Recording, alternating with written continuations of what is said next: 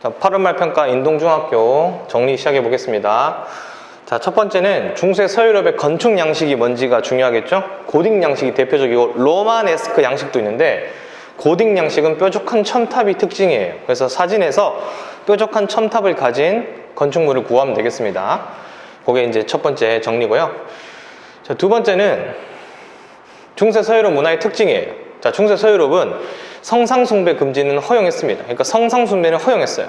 금지를 허용한 게 아니고 성상숭배가 허용된 거라고 해야 되겠네요.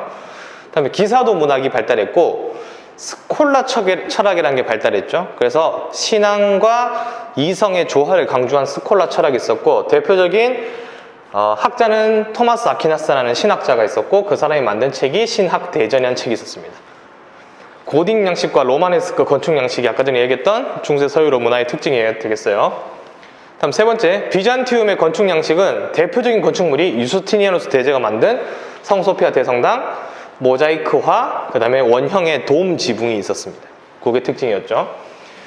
자, 비잔티움 제국의 전성기 황제는 유스티니아누스 대제였습니다. 자, 이 사람은 자기 이름을 딴 유스티니아누스 법전 또는 뭐 로마법 대전이라고도 하죠. 이렇게 법전을 만들었고 성소피아 대성당을 건축하면서 비잔티움 제국의 영광을 함께 누렸습니다. 다음 세 번째, 옛 서로마 지역까지 영토를 굉장히 확장했던 임금으로 유명하죠. 전성기 임금은 꼭 기억을 해두셔야 되겠죠. 자, 비잔티움 제국 어떻게 망했고 어떤 특징이 있는지 더 보면 오스만 제국에게 멸망을 당합니다.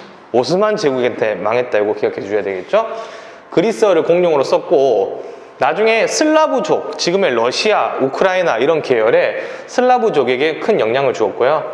그리고 제일 중요한 거는 교황보다 나라를 다스리는 황제가 더 강력했다는 겁니다. 그래서 황제가 정치, 군사를 통치하면서 서유럽에서는 교황이 하는 일까지 도맡아 했다, 이렇게 생각하시면 되겠습니다. 십자군 전쟁이 있는데 십자군 전쟁은 왜 일어났나? 자, 그 유럽 친구들이 성지 예루살렘을 회복하기 위해서 일어난 거였죠. 그래서 셀주크 티르크라는 지역을 셀주크 티르크라는 나라가 예루살렘을 점령했는데 거기를 회복하기 위해서 일어난 전쟁이었습니다. 전쟁의 결과가 시험에 많이 출제가 되고요. 전쟁의 결과 교황권은 약화되게 되죠. 교황이 거짓말을 하게 된 거니까 승리한다고 했는데 졌죠. 황제권은 반대로 강해지고요. 그 다음에 십자군 전쟁을 하면서 지중해 무역이 활발해집니다. 또한 봉건 영주들은 전쟁에 파견되어서 많이 패배했기 때문에 세력이 약화되고, 이탈리아가 지중해잖아요. 그래서 이탈리아의 항구 도시가 발달하게 됩니다. 십자군 원정은 딱 1차 원정을 빼고는 모두 실패하게 되죠. 그런 특징을 기억해 주셔야 됩니다. 자, 일곱 번째는 장원의 해체와 도시의 발달. 둘은 똑같은 이야기입니다. 장원이 해체된다는 것은 농촌이 사라진다는 거고, 도시는 인구가 많이 모인다는 뜻이에요. 흑사병으로 농노가 많이 죽었고, 노동력 대신 화폐를 사용하게 되면서 농노들이 자기 영주에게, 자기 주인에게 화폐를 내고 독립을 하게 되는 거였죠. 활발한 동방무역으로 도시가 발달하게 되고, 이슬람 쪽에서 들어온 화약과 대포가 사용되면서 중세 기사, 칼을 들고 싸우던 사람들이 몰락을 하게 됩니다. 활발하게 무역을 하니까 상업도 발달해서 이 북유럽 지역에는 상업 동맹인 한자 동맹도 발생했다, 이렇게 기억해 두시면 되겠죠.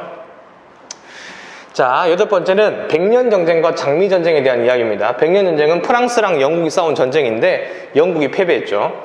자, 장미 전쟁은 그 이후에 영국끼리 싸운 거예요. 영국의 왕위 다툼. 이 두 전쟁 결과만 시험에 출제가 됩니다. 이 두 전쟁 결과 중앙 집권 국가로 발전하게 된다, 이렇게 정리하면 되겠죠. 자, 아홉 번째는 르네상스입니다. 르네상스의 말뜻을 기억해야 돼요. 고대 그리스의 또 고대 로마의 문화를 부활시키겠다.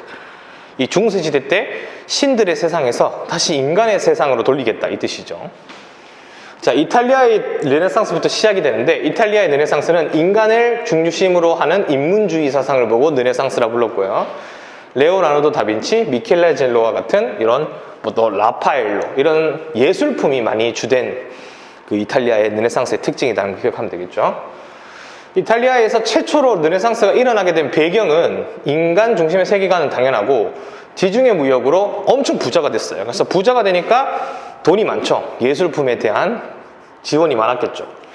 고대 로마 문화유산이 그대로 남아있었고 이탈리아에, 그리고 비잔티움 제국이 오스만 제국한테 망하고 나서 그 지역에 살던 그리스 지역의 많은 학자들이 이탈리아로 이주를 해옵니다. 그래서 그리스의 문화가 많이 부활됐겠죠.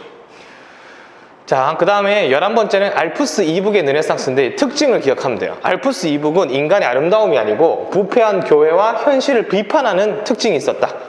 그리고 알프스 이북의 대표적인 르네상스의 예술품으로는 에라스미스의 우신제찬이라는 책과 토마스 모어의 유토피아라는 책이 있는데 이 두 책이 나오게 되면 알프스 이북의 르네상스라는 뜻이고 정답을 1번을 고르면 되는 이런 출제가 많이 되는 문제가 있습니다. 자, 르네상스 시기의 과학기술은 2명 정도가 있죠. 구텐베르크의 활판 인쇄술과 코페르니쿠스의 지동설이 주장되었다는 것도 기억해 줘야 되겠죠. 자, 종교개혁인데 종교개혁은 루터랑 칼뱅을 알면 되겠습니다. 이 구교에서 신교로 나오게 되는 거죠. 자, 루터라는 사람은 교황이 면벌부를 판매하면서 돈을 막 챙기니까 그걸 부정했죠. 95개조를 반박하는 문서를 써서 95개조 반박문으로 그것을 반박하고 그리고 이후에 아우크스부르크 화의라는 이런 회의 또는 뭐 약속에서 루터교가 새로운 신교로 인정되게 되었다. 여기까지 알면 문제를 풀 수 있겠죠. 예정설은 칼뱅이 주장한 거죠. 스위스의 칼뱅이라는 사람이 주장한 예정설이고 근면 절약을 강조했으며 상공업자들이 굉장히 좋아했죠. 그 칼뱅파라고 부르고 이 칼뱅파는 언제 인정이 되었느냐? 종교 전쟁인 30년 전쟁 이후에 맺어지는 베스트팔렌 조약에서 인정이 되게 되었다. 이렇게 정리를 해두면 되겠습니다. 루터랑 칼뱅이 많이 출제가 되니까 그 정도로 정리해두면 돼요.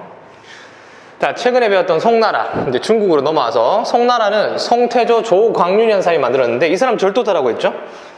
절도사가 힘이 워낙 세니까 절도사가 좀 약해져야겠다는 생각을 해서 이 송태조는 문치주의라는 걸 합니다. 나라를 글로 다스리겠다. 황제권을 강화하고 과거제를 강화했으며 절도사 세력을 다운시켰다. 이걸 보고 문치주의라고 부릅니다. 그럼 문치주의를 하게 되면 과거제가 발달하니까 이 과거제로 합격해서 정치를 하게 된 세력들을 보고 뭐라 부르냐? 4대 부라 불렀죠.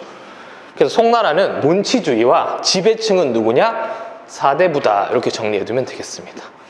네, 여기까지가 원어평가 정리를 해봤고요. 그 정리 내용마다 2문제에서 3문제가 나오는 문제도 있습니다. 그래서 영상을 잘 보시고 교재를 같이 잘 확인하시고 단답형 문제로 나가니까 잘 정리해 주시면 되겠습니다. 시험 잘 치세요.